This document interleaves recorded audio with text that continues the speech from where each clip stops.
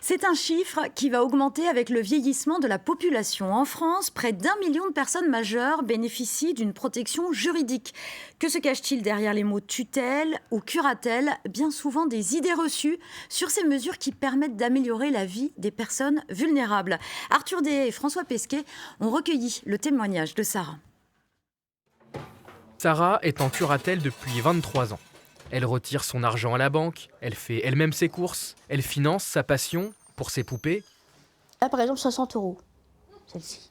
Mais ce courrier elle va qu'elle a venir, récupéré elle va tout faire. à l'heure, Bonjour Sarah. Vous allez elle le bien? confie à Hélène Ça Auvray, va. sa mandataire.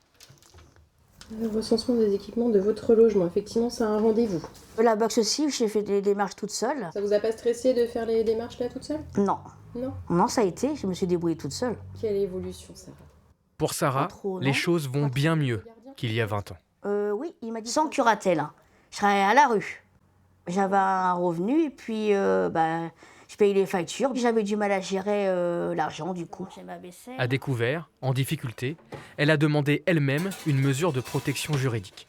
1 million de Français en bénéficient aujourd'hui. Le plus souvent, il s'agit de personnes avec des troubles psychiatriques, comme Sarah. J'ai 220 € tous les 15 jours. Et j'ai commencé par 50 € pour tout au début avec Madame Auvray justement.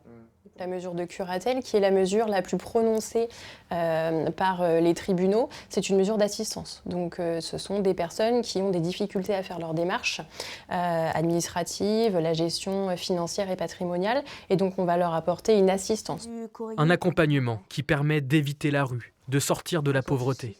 Et un métier de plus en plus nécessaire. Les mesures de protection devraient doubler d'ici 2040.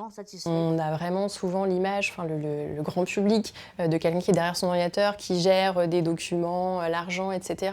Mais c'est une relation vraiment très humaine où on est effectivement au cœur du quotidien des personnes. Donc le but, ce n'est pas de normaliser leur vie, c'est vraiment de pouvoir les aider à prendre la meilleure décision pour eux.